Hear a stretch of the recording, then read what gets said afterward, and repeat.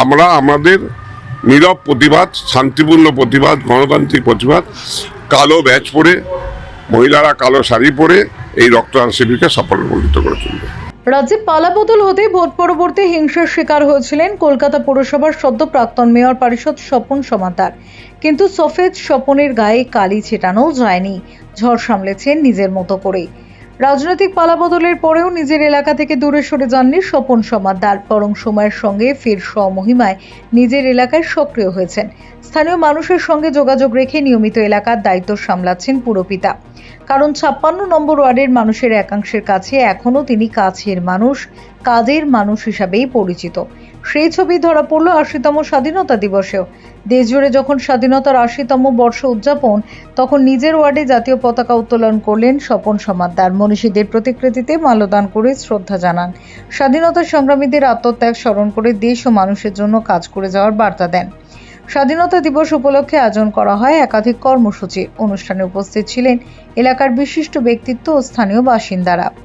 দেখুন, কালের নিয়মে সূর্য উদয় হয়, অস্ত যায়, পরের দিন আবার সূর্য উদয় হয়। ভারতবর্ষের গণতন্ত্র, সংবিধান একথাই বলে। কখনো কোনো রাজনৈতিক দল ক্ষমতায় আসেন, কখনো তারা পরাজিত হয়, কিন্তু ভারতবর্ষের স্বাধীনতা অটুট রাখার দায় দায়িত্ব, কর্তব্য আমাদের সকলের। আর সবচেয়ে বড় কথা যে ভারতবর্ষের স্বাধীনতার যে ইতিহাস, সেই স্বাধীনতার ইতিহাসে মধ্যরাতের স্বাধীনতা আমরা 32 বছর ধরে, মানে 31 বছর ধরে করেছি, একবার 32তম বছরে পদার্পণ করেছিল। কারণ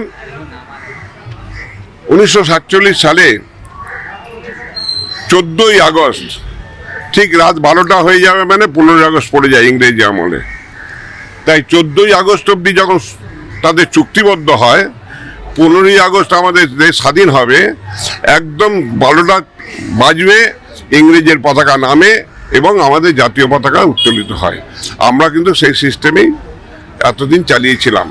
প্রাথমিকভাবে আমরা ইংরেজের পতাকাও তৈরি করেছিলাম, পরবর্তীকালে সেটা আমরা পরিবর্তন করেছি।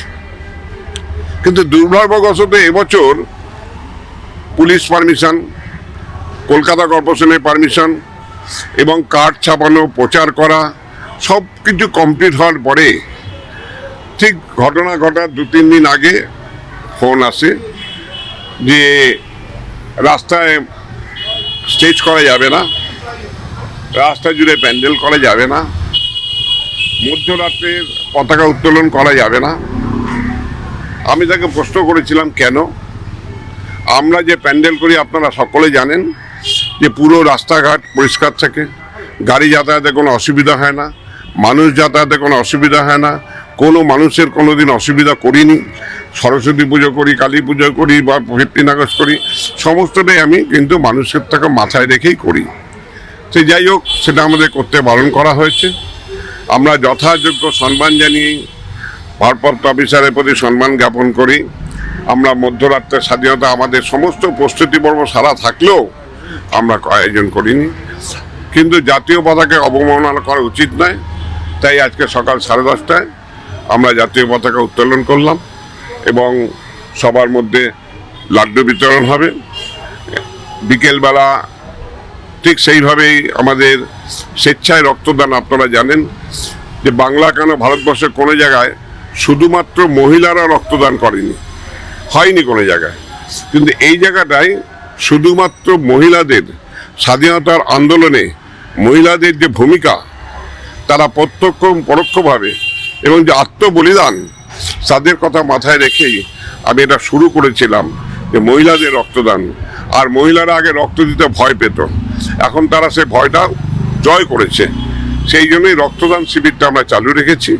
যদিও কোনো মঞ্চবাদিনী, কোনো অনাড়ম্বর অনুষ্ঠান নয়, একদম সুন্দরভাবে যেটা মূল কাজ, রক্তদান করো, মানুষের কাজে লাগো, সেই সামাজিক দায়িত্ব কর্তব্য পালনের জন্যই রক্তদান শিবিরটা হবে।